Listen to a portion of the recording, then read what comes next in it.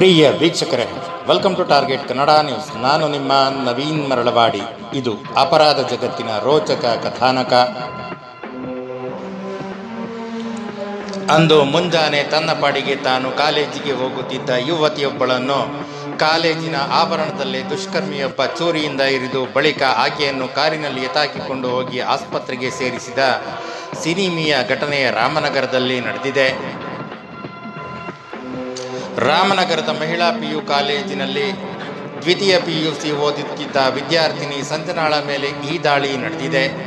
Innova ಕಾರಿನಲ್ಲಿ ಬಂದ ದುಷ್ಕರ್ಮಿಗಳ ಪೈಕಿ ಒಬ್ಬಾತ ಕಾರಿನಿಂದ ಕೆಳಗಿಳಿದು ಆಕೆಗೆ ಚೂರಿಯಿಂದ ಇರಿದುದಲ್ಲದೆ ಬಳಿಕ ಆಕೆಯನ್ನು ಕಾರಿನಲ್ಲಿ ಎತ್ತಾಕಿಕೊಂಡು ಪರಾರಿಯಾಗಿದ್ದ. ಇದೇ ದುಷ್ಕರ್ಮಿ ಆಕೆಯನ್ನು ಆಸ್ಪತ್ರೆಗೆ ಸೇರಿಸಿದ್ದು ಅಲ್ಲಿಂದ ಪರಾರಿಯಾಗುವ ಪ್ರಯತ್ನದಲ್ಲಿದ್ದ. ಈ ವೇಳೆ ಪೊಲೀಸರ ಕೈಗೆ ಸಿಕ್ಕಿಬಿದ್ದಿದ್ದಾನೆ. ಹೀಗೆ ಚೂರಿಯಿಂದ ಇರಿದು ದುಷ್ಟನನ್ನು DN ಚೇತನ್ ಎಂದು ಗುರುತಿಸಲಾಗಿದೆ. ಆತ ಒಬ್ಬ ಪಾಗಲ್ ಪ್ರೇಮಿ ಎನ್ನಲಾಗಿದೆ. ಈತ ಕನಕಪುರದ ದಾಳಿಂಬ ಗ್ರಾಮದವನು. ವಿದ್ಯಾರ್ಥಿನಿ ಸಂಜನಾ ಕನಕಪುರದ ದಾಳಿಂಬ ಗ್ರಾಮದ ಕುಮಾರ್ ಮತ್ತು ಕನ್ಯಾ ಅವರ ಪುತ್ರಿಯಾಗಿದ್ದಾಳೆ. ಎಂದಿನಂತೆ ಆಕೆ ಬೆಳಗ್ಗೆ 9:15 ಸುಮಾರಿಗೆ ಸಹಪಾಠಿಗಳ ಜೊತೆ ಕಾಲೇಜಿಗೆ ಆಗಮಿಸಿದ್ದಳು.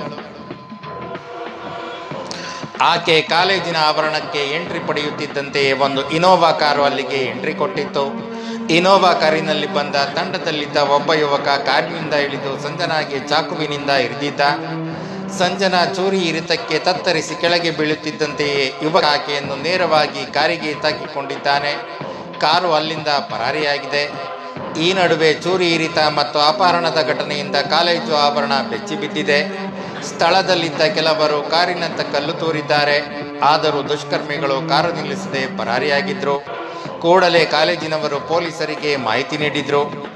ಈ ನಡುವೆ ಭುಜ ಮತ್ತು ಕತ್ತಿನ ಭಾಗಕ್ಕೆ ಚೂರಿಯಿಂದ ಇರಿಯಲ್ಪಟ್ಟು ರಕ್ತಸ್ರಾವಕ್ಕೆ ಒಳಗಾದ ವಿದ್ಯಾರ್ಥಿನಿಯನ್ನು ಕಾರಿನಲ್ಲಿ ಎತ್ತಾಕಿಕೊಂಡು ಹೋದ ತಂಡ ಆಕೆಯನ್ನು ರಾಮನಗರದ ಖಾಸಗಿ ಆಸ್ಪತ್ರೆಗೆ ದಾಖಲಿಸಿದೆ. ಕನಕಪುರದ ದಾಳಿಂಬ ಗ್ರಾಮದ ಯುವಕನಾಗಿರುವ ಚೇತನ್ ಆಕೆಯನ್ನು ಆಸ್ಪತ್ರೆಗೆ ಸೇರಿಸಿ ಅಲ್ಲಿಂದ ಪರಾರಿಯಾಗಲು ಸಜ್ಜಾಗುತ್ತಿದ್ದಾಗ ಪೊಲೀಸರು ಅಲ್ಲಿಗೆ ಧಾವಿಸಿ ವಶಕ್ಕೆ ಪಡೆದಿದ್ದಾರೆ. ಚೂರಿಯಿಂದ ಇರಿದಿರುವ ಆರೋಪಿ DN ಚೇತನ್ ಒಬ್ಬ ಪಾಗಲ್ ಪ್ರೇಮಿ ಎಂದು ತಿಳಿದು ಬಂದಿದೆ. ಆತ ಕಾರು ಚಾಲಕನಾಗಿದ್ದು ಸಂಜನಾಳ ಹಿಂದೆ ಬಿದ್ದಿದ್ದ. ಸಂಜನಾಳನ್ನು ಏಕಮುಖವಾಗಿ ಪ್ರೀತಿಸುತ್ತಿದ್ದ ಆತ ಆಕೆ ಒಪ್ಪದೇ ಇದ್ದಾಗ ಈ ರೀತಿಯ ಕೃತ್ಯಕ್ಕೆ ಮುಂದಾಗಿದ್ದಾನೆ ಎನ್ನಲಾಗಿದೆ. ಖಾಸಗಿ ಆಸ್ಪತ್ರೆಯಲ್ಲಿ ಚಿಕಿತ್ಸೆ ಪಡೆಯುತ್ತಿರುವ ಯುವತಿಯ ಸ್ಥಿತಿ ಗಂಭೀರವಾಗಿದೆ ಎಂದು ಹೇಳಲಾಗಿದೆ. SP ಕಾರ್ತಿಕ್ ರೆಡ್ಡಿ ಅವರು ಆಸ್ಪತ್ರೆಗೆ ಭೇಟಿ ನೀಡಿ ಯುವತಿಯ ಆರೋಗ್ಯ ವಿಚಾರಿಸಿದ್ದಾರೆ. ರಾಮನಗರದ ಐಜೂರು ಪೊಲೀಸ್ ಠಾಣೆಯಲ್ಲಿ ಚೇತನನ್ನು ವಿಚಾರಣೆ ನಡೆಸಲಾಗುತ್ತಿದೆ.